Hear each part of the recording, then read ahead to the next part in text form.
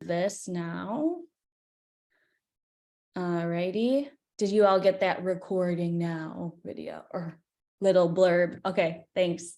Okay, let's go ahead and move on. All right, so some resources for you all. Now, there is a beautiful big packet of resources that went in the mail to you if you had completed your 10 cents a meal application by the deadline. And you either have them already or they're on their way to you. And in that is a letter for you. Ooh, everything is blurry because I have that filter on. I don't know if I can turn that off right now. So we'll do our best. We have a guide for Michigan grown food. This is from Taste the Local Difference. I'm going to do my best with this. I don't think I'm going to be able to turn it off while we're doing that, but you will kind of see where we're going with this. We have a certificate for 10 cents a meal. We'll focus. All right. I'm sorry about the filters, but there's also a poster here for you. It says we buy local on it, and there's some farm imagery on there for you. There's also a couple of resources that touch on the results for evaluation for 10 cents a meal in years past, as well as some materials for things like dry beans. There is a local food guide in there if you are a smaller entity purchasing from farmers markets or trying to buy farm direct. A guide like the Taste the Local Difference local food guide will have different resources in there for you for organized by different areas of the state. And they also include recipes and maps and more information on how to utilize local foods. And then there is a procuring local foods workbook too in there for you. So these are just some physical resources in addition to some posters. And these posters highlight a few different Michigan grown foods that you can be serving and that are being promoted as a part of the program for this year. So in here, similar to what you saw with the dry beans, there is a poster on dry beans. It's really big, so and we're having the issue with the blurring. And then there's also asparagus. And so there's different ideas or different resources that you can use with these posters. You can hang them, same with your certificates, and promote the program and the different foods that you may be buying. We are coming up on asparagus season, so that is one that I wanted to highlight. We also have some online resources. I'm going to go ahead and click this. Can you give me a thumbs up if you can see this web page? Awesome, thank you.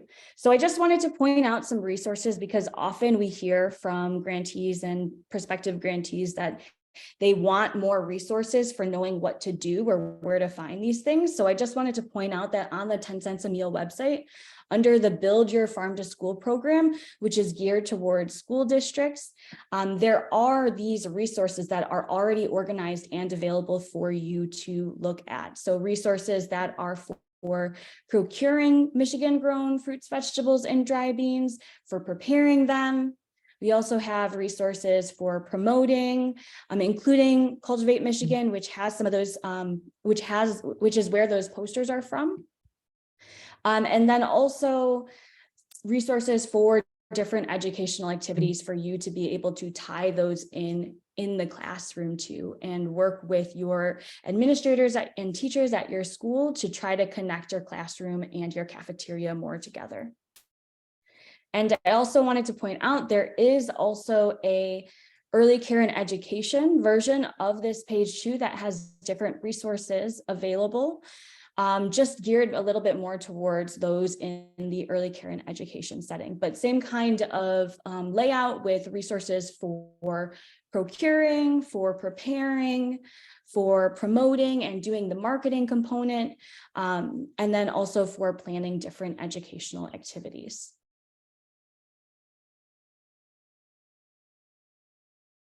I also wanted to point out that the 10 cents a meal interactive training that is available and that you all took as a part of that application process is going to be up for the rest of the program year. I want to say the rest of forever, but Wendy, correct me if I'm wrong. But it is available there for you. And as you saw, as you were taking that training, it really lays out all of the goals for the program, what's expected of you. And so I just wanted to do a little bit of a reminder about that training, because if you do have a question about the program, that should be one of the first places, if not the first place, that you go to check in about different information regarding the program. Oops. All right.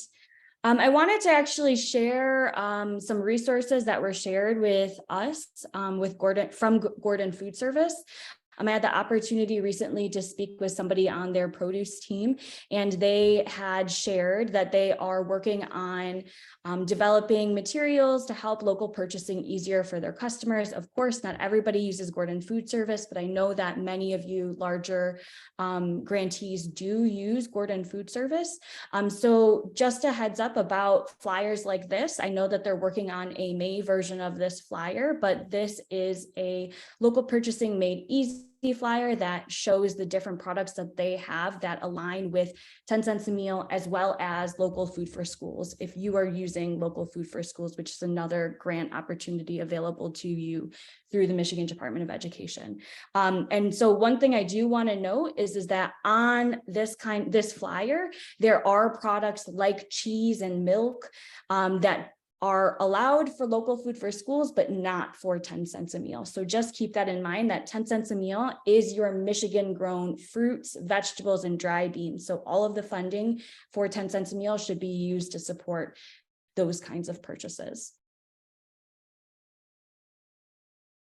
All right, and then just another note about accessing that report information for your reporting for 10 cents a meal. If you are working with Gordon Food Service, keep note of this. The report that you need to request from your service rep is the MI 10 cents a meal report. So MI 10 cents a meal report is the report that will give you the most accurate information available for completing the invoice information for 10 cents a meal. And then just as another note, if you do happen to be participating in local food for schools, there is a separate report for that, and you can request the LFS report as well. So MI 10 cents for MI 10 cents a meal for 10 cents a meal for Michigan's kids and farms, and the LFS report for local food for schools if you are working with Gordon Food Service. All right, now I'm going to go ahead and pass that over to Wendy for her to do some updates and share some slides, and we're going to go over the invoice submission process as well. Thanks, Melanie. All right, so let me get my slides up and out. So Melanie asked me to just talk a little bit about the project or the program as an overall. And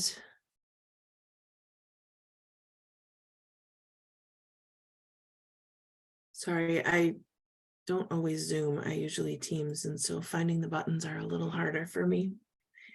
Okay, so just as an overview for 10 cents a meal for Michigan's kids and farms, you already know because you have applied, but it is any sponsor of a child nutrition program is eligible. And so, you know, if you have other school districts or childcare centers or summer feeding sites in your area, it's not going to be very long before we start the application process again. And we would love to get the word out that everybody is eligible. The 10 cents a meal, there's been a change in the last year, and the 10 cents is a calculation of 10 cents times every meal that you served last year. There was a time not too long ago where grantees needed to submit meal counts and count how many meals they actually served Michigan produce in. I just want to emphasize that that is no longer necessary. The 10 cents is a calculation that informs your total grant amount, but it is not required. We don't use it to count your reimbursement. And like Melanie said, It is only for Michigan grown, minimally processed fruits, vegetables, and dry beans. So for example, on that screenshot that she showed you, that is Gordon Food Service, all local foods, the cider that's on there would not count because it's cooked. We also often see applesauce and canned beans, which are absolutely Michigan products, but they're not minimally processed by definition. So they wouldn't qualify for 10 cents a meal. It's not a problem if you put non-qualifying things on your invoices. We will just disallow them as we go through and review. And again, the program year is from September 1st through August 31st, which is a little unusual, but that's, what the law says. So that's how we do it. And the goals of the program, as you all know, are to invest in local purchasing and then also that economic development piece. So building those institution partnerships with farms and processors, and then providing some education and marketing. So some of those tools that we sent you or that you will receive soon in the mail, posters, one for every site. They're beautiful, heavy, really nice posters, and then some ideas about some of those marketing things and the partnerships that Melanie connected you with, also with all kinds of ideas for programming in classrooms and things. So what now? What do I do? How do I proceed? You need to buy Michigan grown, minimally processed fruits, vegetables, and dry beans. Melanie already covered, the broadline distributor. We are working with not GFS broadline distributors to work on those invoicing and reporting things. It's a big project to get a large broadline distributor to change the way that they do their invoicing and their reporting, and we continue to advocate. If you have reports from your distributor that aren't really giving you what you need, or they don't seem to make sense, or they have things that you think don't qualify, please contact us. We're adding a new person in our office in the near future that's primary job is going to be working on this, and we will help you communicate with those distributors to get better information.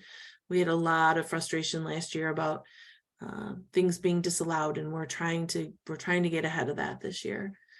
I want to just briefly mention that this is a matching grant. So what that means is if you have a $5,000 10 cents a meal grant, you would need to submit invoices that show $10,000 worth of Michigan purchases, and we would reimburse you for half, which is the $5,000. USDA Foods falls into that equation as the match. So many of you receive commodity sliced apples. Those we know and are guaranteed by the producer and the supplier that those are all grown with Peterson Farms. Those are all Michigan apples, those USDA Food sliced apples. So if you submit the value of the purchases of those cases, so you're paying $2.75 or $2.95, which is the delivery fee for those apples, but the value of those apples is closer to $30, $27, $28, something like that. That $28 counts towards the 50% of your grant that we're not paying. It's complicated, and if you would like me to talk you through that individually, please let me know. I'm happy to explain, but don't forget to include your commodity apples as part of your invoices, and then we'll work through those on a case-by-case basis, I guess is the message. So for marketing and education, what does that mean? What am I supposed to be doing? All kinds of things. There's not any really specific rules. So we want you to put up signs, talk about the nutrition facts of the products that you're buying, hang up our posters or any other posters. I've been in a lot of, in your cafeterias and your serving lines, and a lot of you are doing really cool things and talking about the actual farm where the things came from, or what are the facts for things. Lots of you are doing taste testings and bringing farmers in and bringing kids to farms. There are a lot of agriculture education teachers that are involved, school gardens. All of those things count as marketing and education. We also, consider any of the nutrition education. So maybe you have a wellness policy team who's doing nutrition and education things. Those all count too. It doesn't have to be things that you literally are doing, but things that your district and your organization are doing to support this work for kids. Surveys are required. Because our application is so very late this year, there will only be 2. There's going to be one maybe today, maybe tomorrow. The link for the first required survey will go out.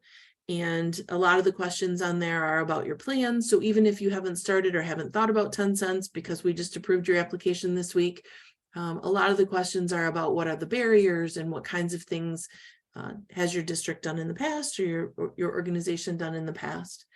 We are required by legislation to report some of this survey data. And then we also use it to evaluate our success and to find out what the real barriers are and the things that we need to fix. We will not process payments for grantees that have incomplete surveys. You'll have a couple weeks to do it, and the link, it's administered by our partners at Michigan State University, and the link will be in the welcome letter that's going out this week. I still have 20 grantees who need to return applications for modifications for me, and I'm hoping to have a complete grantee list before we put that letter out.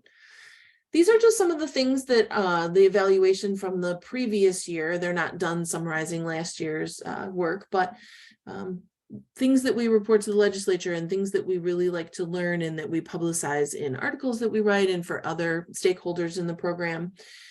Grantees try 5 new Michigan grown foods on average every year, 30 different types of vegetables and fruits for the first time for kids. Those are really great stories that we like to aggregate and brag about to the legislature and to anybody else who wants to ask.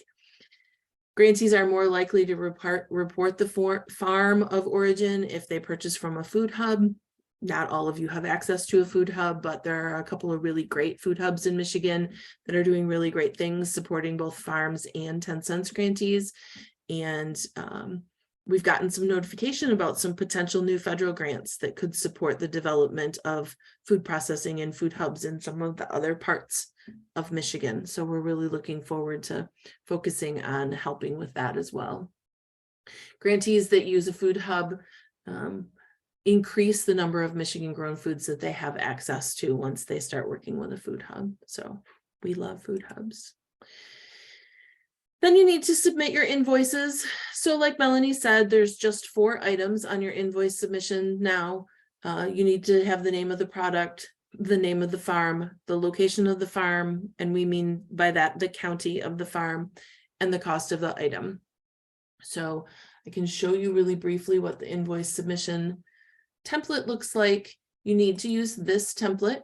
If you alter the names or if you highlight or change the formatting of this template, the system will not understand it.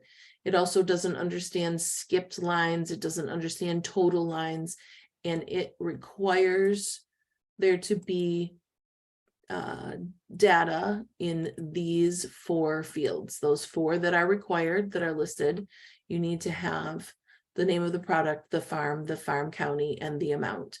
So if you were buying apples from Melanie's Happy Apple Farm in Kent County, and then there wasn't another vendor or supplier, or maybe you were buying it, Gordon Food Service was supplying it to you, or a food hub was supplying it to you, those would be there. And then the total purchase of apples was $419. You can cut and paste your invoice information from the GFS report or from the report from your food hub, or if you're going to go and buy at a farmer's market or directly from a farm, you can just type in the name, right? If you're dealing directly with Melanie's Happy Apple Farm, you can just type in here, I bought apples from Melanie's Happy Apple Farm, and this is what I paid for them. So this same form can be used whether you're typing in individual line items or whether you're cutting and pasting. But again, please do not alter the headings here. If you get a submission error, check to make sure that these are not changed. And then if you're still getting a submission error, just send me the template that you're using and we'll see if we can troubleshoot it for you. I am going to go through the user guide now, I think.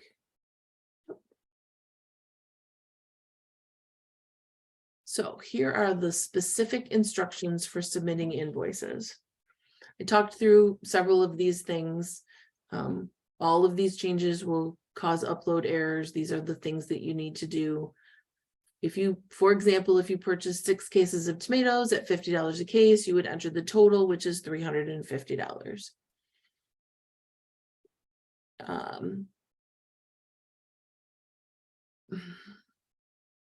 If you do not have a task called create a 10-cent submission in GEMSMARS, I would wait a week before you follow the rest of these instructions.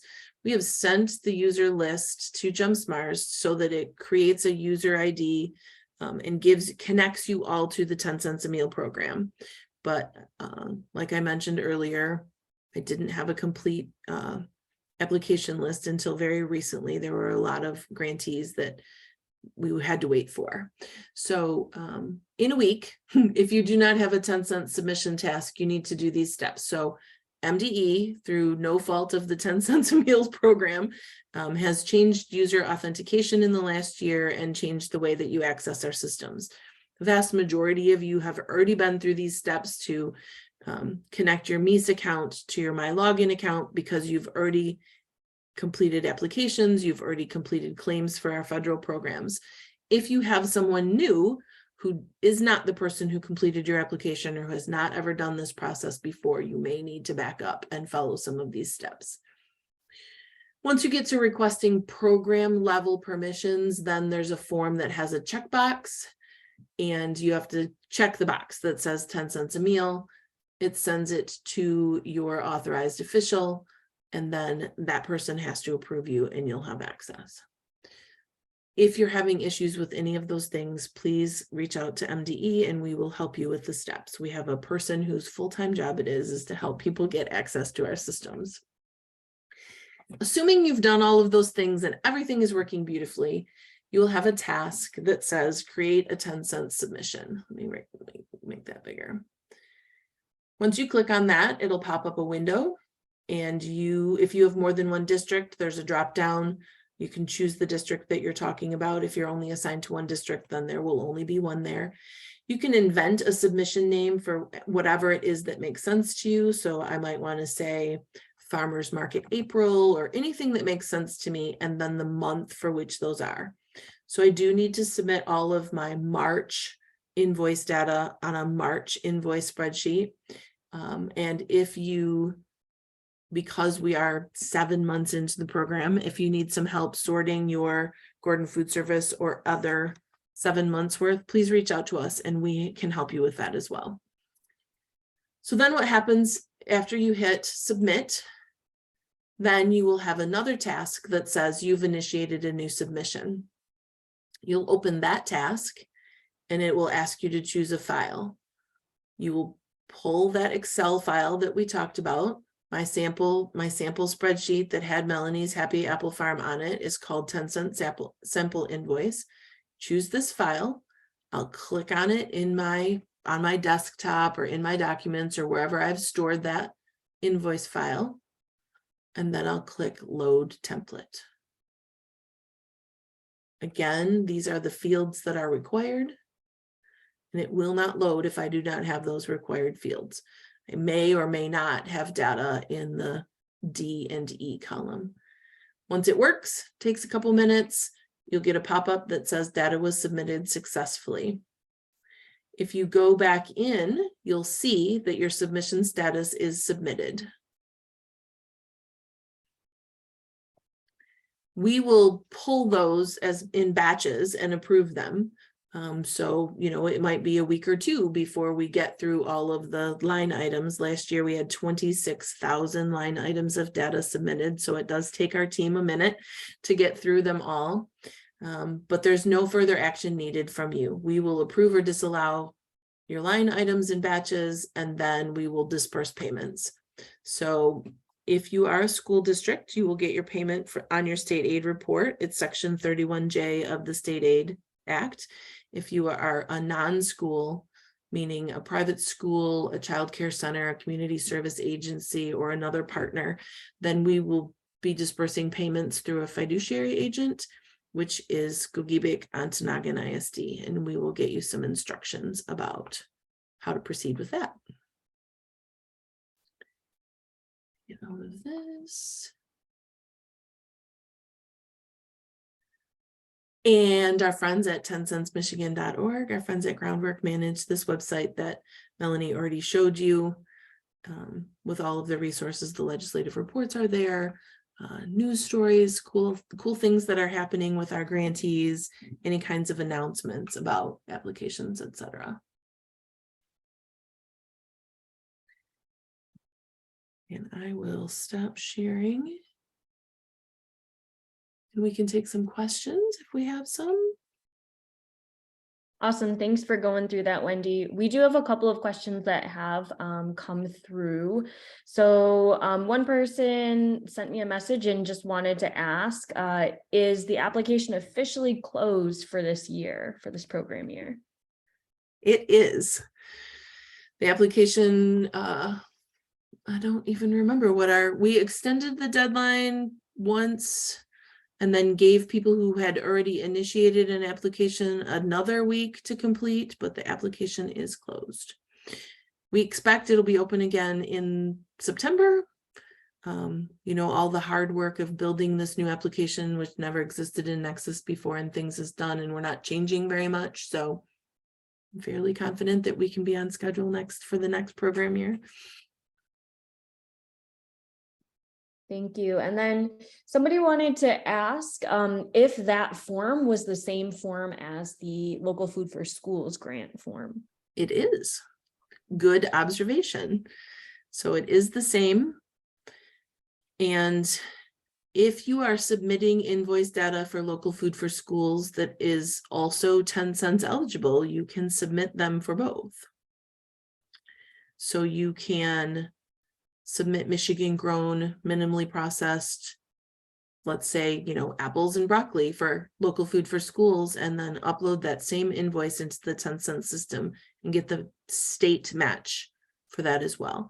But if you're submitting for local food for schools, milk and eggs and things like that, then of course they won't qualify for 10 cents. Wendy, just to clarify though, that is a separate form that looks very similar, but somebody would still need to go into the system and do the 10 cents a meal version of that form. The template is the same, but you have to upload it in a totally different place. You have to have a local food for schools invoice system login in order to do that. All right. Another question came through. So what happens if we need to edit an invoice submission? Like if we lost an invoice and then found one later?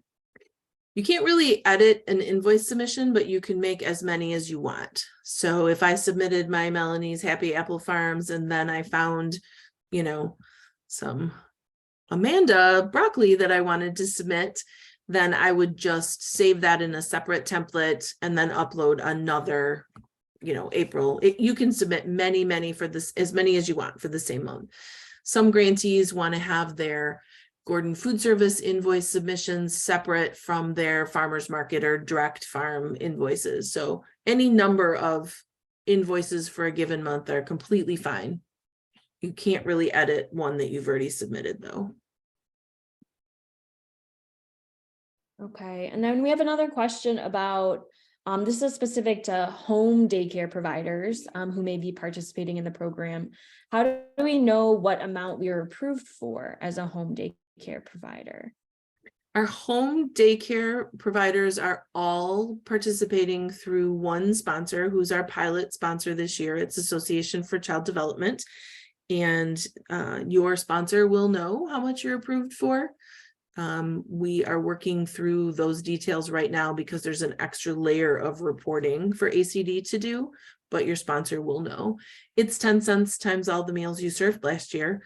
So if you have, I don't know what family daycare home reporting looks like, but all of the meals, breakfast, lunch, suppers, and snacks that you served last year times 10 cents will be the amount.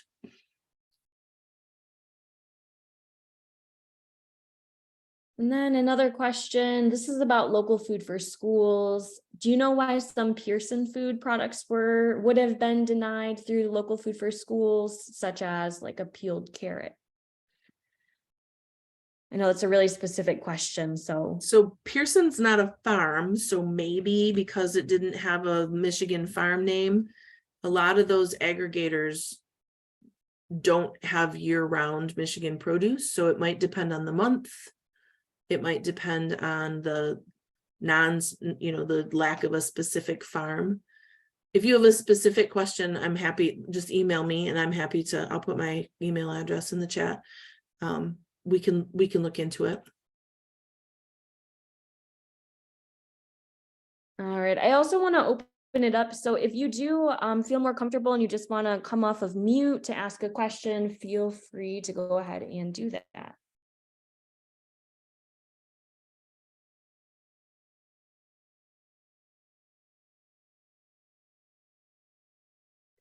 So I see the question about the USDA apples 275 delivery charge.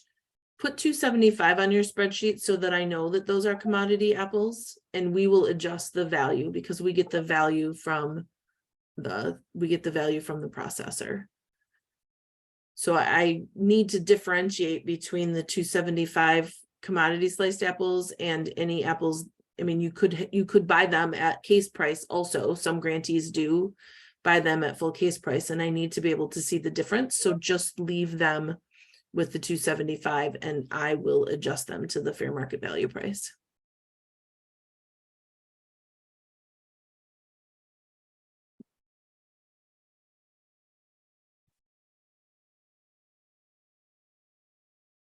Or I'm muted. We have another question. Should we save photos of farmer tags for those DoD items for record keeping?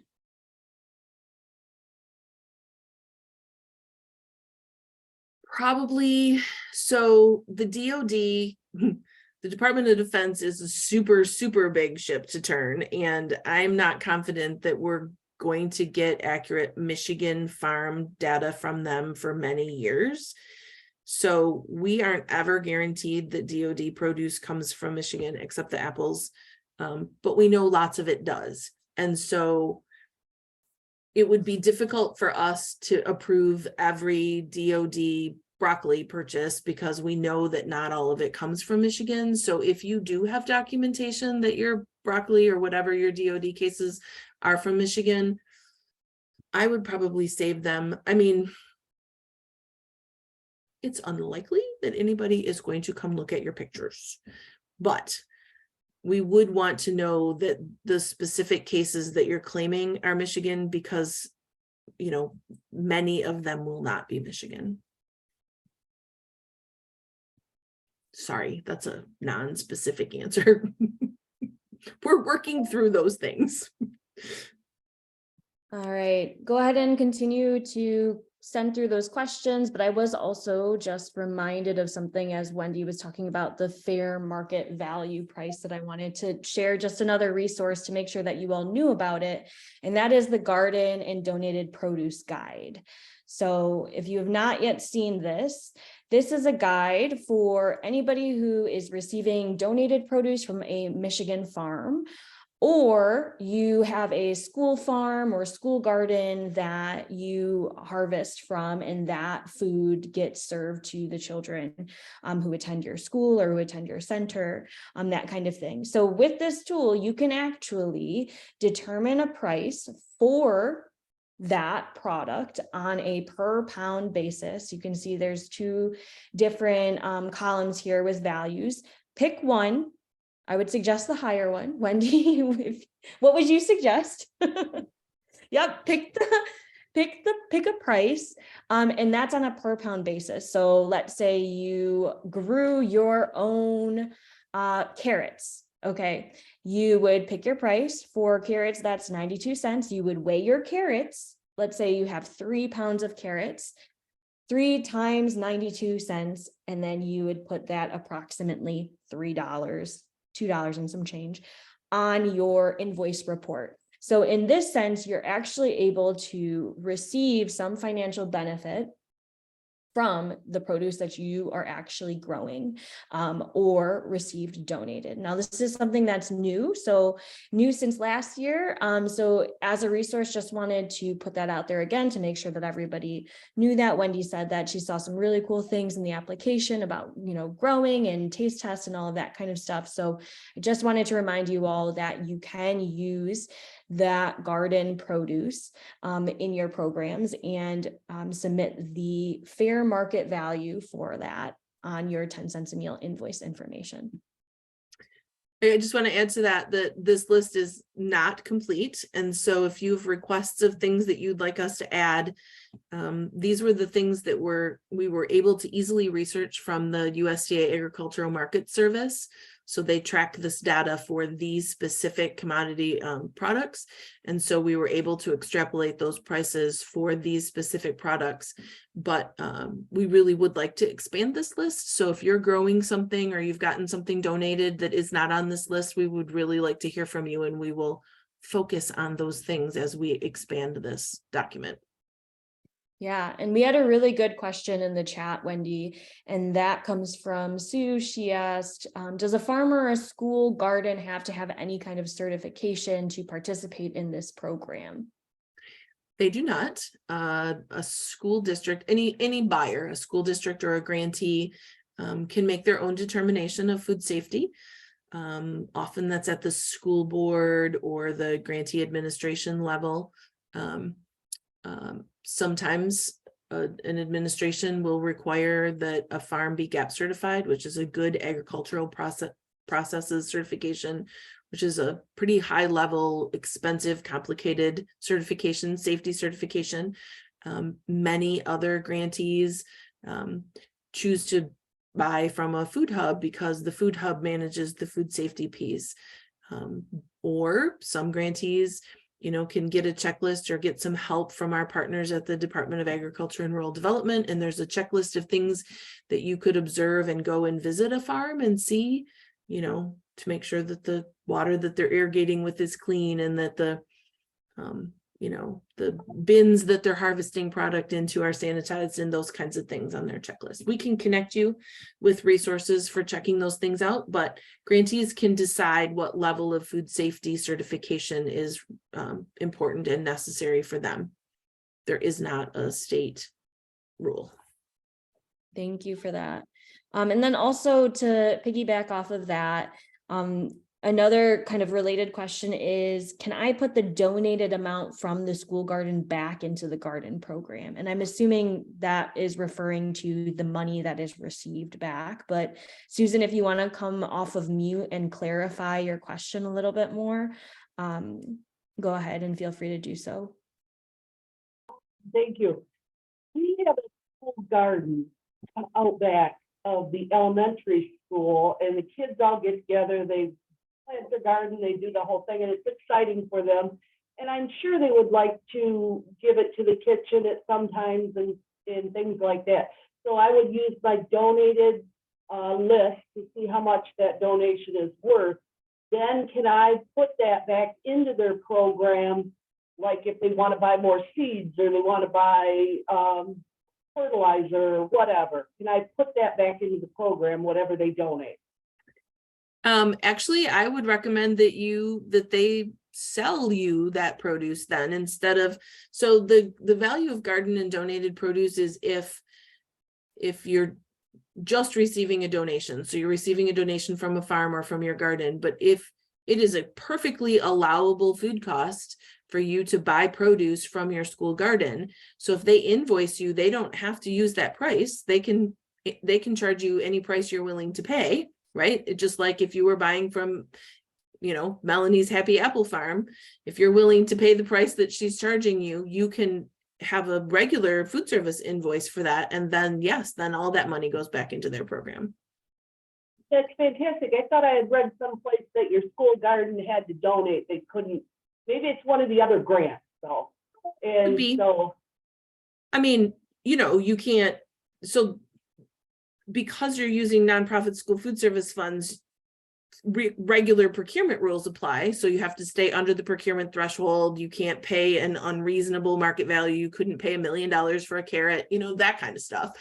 But as long as it's a reasonable purchase and it's under that micro purchase threshold, which I'm assuming it is because you said it's an elementary backyard garden, then it would be the same as buying from Melanie's Happy Apple Farm.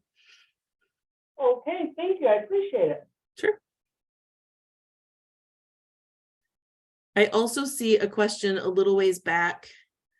I'm sorry, I was going to go there and then I lost it. Early on, about GFS, and doesn't have complete farm and county names on their product list. We do know that, Lisa, and if you send your incomplete spreadsheet to us, we can help you. We have those 26,000 line items from last year that we looked up. We have some staff in our office that can figure out the counties of things. So if we can figure out the farm, then we got somebody with mad Google skills that can find out the county. And the Gordon Food Service and the other broadline distributor reports are a work in progress. And we so appreciate the huge amount of work that they've done, to make it, let's say 80% better. And, we have some work to do to get the rest of it, but we have staff that can help you. So let us know which ones you're struggling with. You have way better things to do than spending your time searching for the name and the county of farms. Let us help you.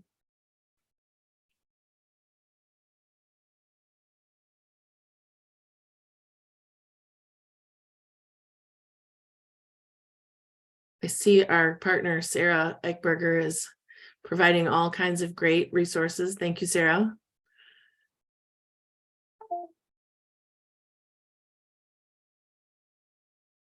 All right, do we have any other last questions? We have about 15 minutes, but if we are done early, that is okay too. So go ahead, if you have any last questions, feel free to put them in the chat or come off of mute and ask them. And while you're thinking about that, I'm gonna go ahead and put a survey evaluation, post evaluation survey in the chat. And if you could please just complete that, that would really assist us in helping to make sure that these are useful to you. So just a plug there. And I will also be following up with a follow-up email that will have this information as well as some of the things that we've discussed in that email for you and that recording once it is ready. And so you can probably expect that follow-up email either later this afternoon or maybe tomorrow. I am curious if any or all of you have received your packages from us yet. Would be a big manila envelope with the things that Melanie showed you and at least one mailing tube with posters. We spent a lot of time rolling posters in the last 2 weeks, so I'm hoping that you've got them. So most of you have. Great.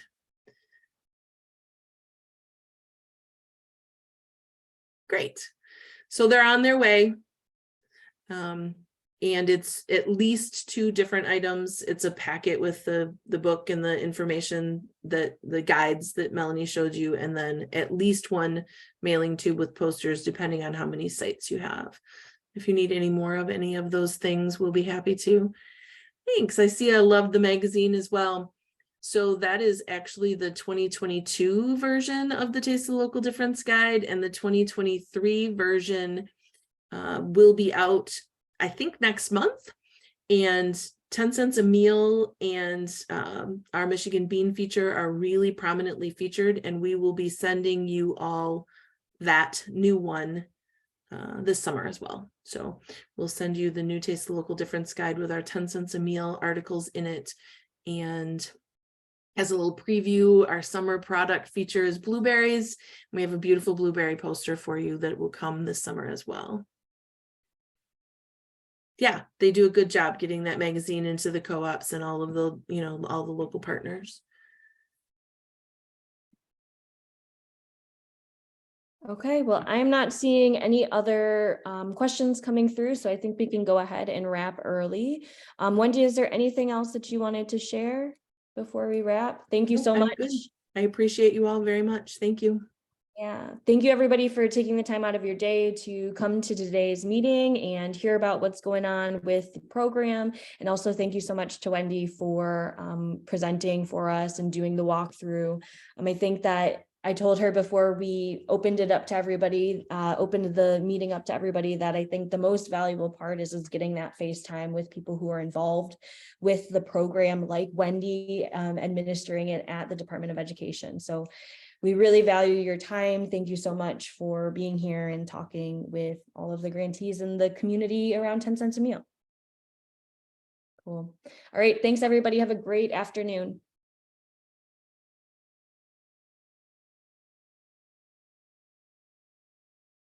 Great job, Melanie. Thanks. See ya. See you later.